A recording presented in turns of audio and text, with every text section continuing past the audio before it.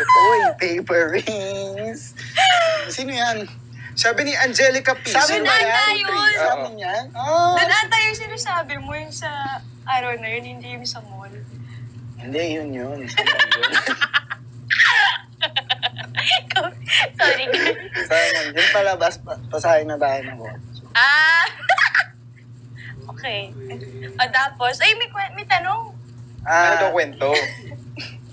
Yung paper ring na yun, kumakain kami noon sa Mema lang talaga siya yung time na yun.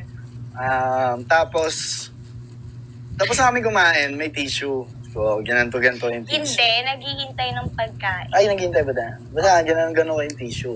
Sorry na, ito naman.